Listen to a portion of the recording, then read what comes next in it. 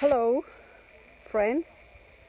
My name is Mary, and I'm welcoming you to edition number 9 in our community talks in the series of relationships. And today, the question that I would like us to think about, to talk about, is how does a young man prepare himself for marriage? The reason I'm bringing this up is because not all families prepare the children for marriage.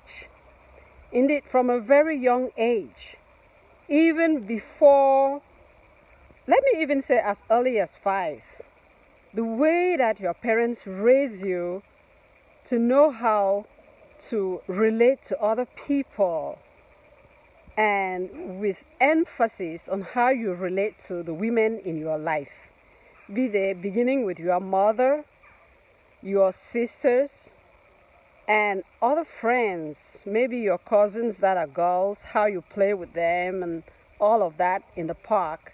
It's preparation for eventually one day to become married, right? So all of this come in the park. One of the ways to prepare properly for marriage is watching your own father. You see how he relates to your mother and how the relationship would inspire you. Or sometimes, unfortunately, I would say for some young men, they grew up with fathers that did not know how to treat their mothers well, and so it left something in their subconscious. So for them, they didn't have the model in their own parents. And also in the previous series, edition number 8, we talked about toxic societies. Your parents may have a good example, but when you begin to see and watch others who have the bad example of what a marriage is really all about, that too can influence you in many negative ways. Plus, you have friends, you have colleagues, you see how they treat their wives. What are your ideas about women? How do you see women in your life? You know, they call our society back home, in so many countries of the world, especially on the continent of Africa, as patriarchal societies. The emphasis is on the man, and he's the be all and the end all. And if anything, the woman is just a subordinate, and she's considered somebody who is second class and all of that. What kind of mind do you have? Why are you getting married? Are you getting married because you want somebody who is going to be, say, a mother to your children? You're looking for a woman who is going to make your life complete and you'll be happy to tell people that you're married? Are you looking for someone who is going to be your housekeeper in the person of a wife? These are all the things that come into mind because it all begins in the mind. What are you looking for? Now, we are not going to enter into all the different things that people look for. We like to focus on the ideal, and we like to focus on the things that will please God, because God is the one that created marriage. And so he didn't just say biologically, like we studied in physics, unlike poles attract, girl meets boy and all of that. No, there are ground rules on how to go about it. I have noticed that a lot more people spend so much more energy thinking about the wedding day, how beautiful it should be, but the rest of it, which really marriage means living together, growing together with somebody, and how you can be complementary to each other to help each other realize your purposes in life. Okay, so let's forget about the wedding itself and pay more attention to the other things that people usually don't think about when they're preparing to get married. Okay? Number one, your job. What kind of a job are you doing? Is it conducive to a marriage life? Is it conducive? Is it something that is going to keep your marriage going? Is it going to take you away and keep you away from your wife and eventually your children? If that be the case, you may consider quitting that job, looking for another job that is more convenient for marriage life. Or if it is a very good job and you would like to be able to keep that job and keep your marriage going on smoothly, because it's not enough to get married. You have to be married when you are married.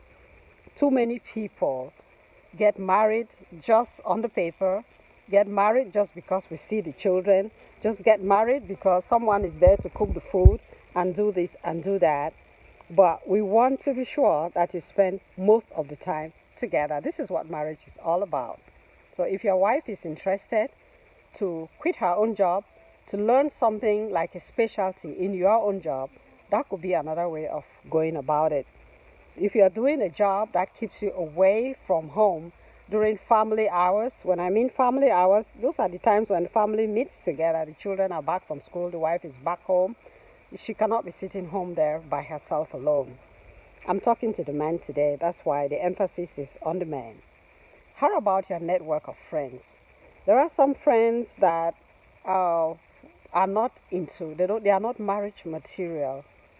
And so they're going to influence you negatively if you get married. Either they've married, their own marriages have failed, or they've married, but the way that they're treating their partner is not the right way. And you know this to be true. You don't want to keep company with friends like that. How about the girls in your life? Those girls that you had a relationship with, who were your friends prior to the day that you decided that you're going to get married to this particular one. You know, some of them whose photos you even had and things like that. You have to decide to give up those friends. Don't just give them up because you're not entering into your marriage certificate, but really close the chapter with them. If you have photos of them that they gave to you, you might consider returning those photos to them, okay? If you're someone that used to be involved with pornography and things like that, tear up all of those things and burn them up and forget about it. You're going to be facing a real human this time. Not pictures, not videos, and none of that. How about food? A lot of men think that it's okay to get married and the woman is in the kitchen. I grew up in a society where men did not build good kitchens for their wives. And so the wife is the one that has to get their hands dirty to get the food ready. No, we are no longer in that age because now you can buy a good cooker and things like that. But beyond the process of cooking itself, I want to lay emphasis on the value of the food you eat. This is time for you to, if you didn't grow up like my brothers grew up, cooking everything. My mom got everybody in the house cooking. And you could see my brothers pounding a chew, stirring the fufu in the pot, in the hot pot, and all of that, and preparing jamanjama for food. So some of them, one of my brothers was even an expert, in preparing fufu and jamanjama. So if you grew up in a family where the kitchen was the farthest place from you, I would ask you please to consider being interested in the kitchen prior to getting married. Buy some books so you could know what are the properties of the various foods, what do you need to eat, and some of the typical foods that you eat. You want to know how do they contribute to your health. A lot of African foods, to prepare them fresh, it takes a lot of time. You have to join your wife in the kitchen to help in the preparation of this food. It will even be a wonderful thing while you're preparing a big meal, you're an expert in some other aspects of that meal, okay? While she's preparing another, or both of you can jointly do that.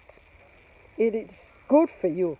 Too many men hang up in the living room and they just wait for the women to bring whatever they're bringing in the plate to give them. You don't know what's in that. The women stay healthier than the men because men thinking that, oh, I have a good drink and that's good for me, I don't need anything more.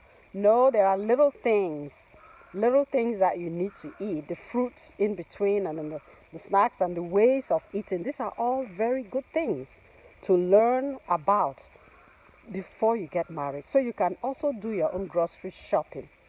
Go, if you don't know how to do grocery shopping, go with her and see how she does it. You choose the best quality of what is it that you like and things like that. Get used to that. You're also getting into a relationship where it's not like somebody taking care of you. You have to learn how to take care of somebody else.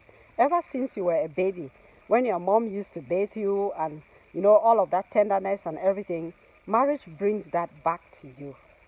It's not only you receiving, but it's you giving to another person. You could get some books and find out how to get a good marriage life.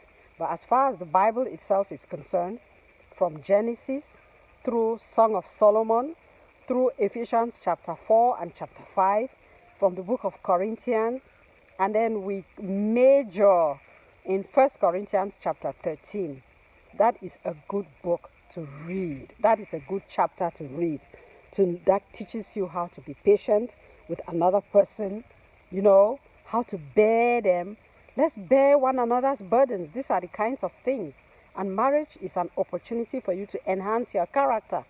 So you go into it, being ready to give of yourself in all the ways that you can imagine to help the other person become the best they can ever be.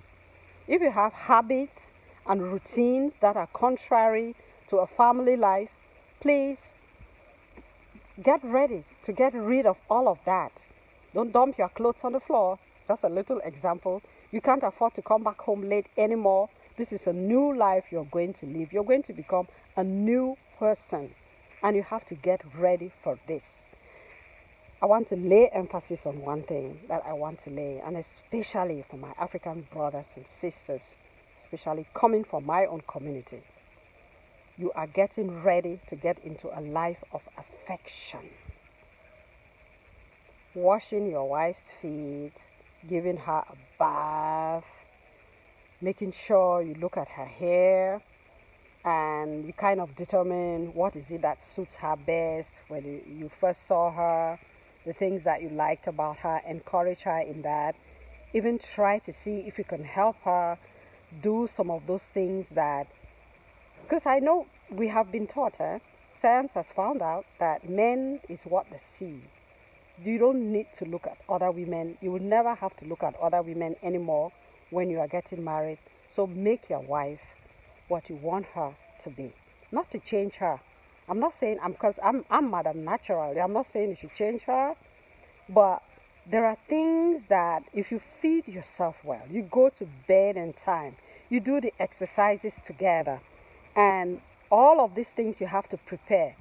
Prepare yourself in all of the ways that will help you spending time together, praying together, singing together, doing some artwork together, playing together at home. You can go out and places like that. It's not just about going and eating. People specialize in just going to the restaurant and eating and they think this is it. Or you say, okay, we're going to spend a night in a hotel and all of that or whatever. No, it's beyond that. There's a lot more to it than that. People lay too much emphasis on food, but there's a lot more that can really, really help you have a wonderful relationship with another person. So these were just ideas I was sharing with you. And so leave your comments. Please subscribe to my YouTube channel if you have not yet. I'll be interested to know what you think. Share your ideas with me too. I want to be able to produce better videos, and best of all, join me in this community talks, because the more healthy families we have, the more happy families we have in our community, the more we can progress in all aspects, whether it be in politics, in business, in whatever domain. Okay? So I hope you have learned something new today, that this means a lot to you. I don't take you any further than I want to. Your time is precious to me. So I'll just say thank you for listening, and we'll see you in the next one, in which I'll be focusing more on the young ladies, how they prepare for marriage. I tell you the things that are not the obvious things because, I'm a newswoman. That's my profession. So have a good time, and I'm praying for you as you prepare and as you watch my videos. Know that I'm thinking about you and I'm praying for you. Especially subscribe and share these videos. May the Lord bless you and keep you in Jesus' name. Amen.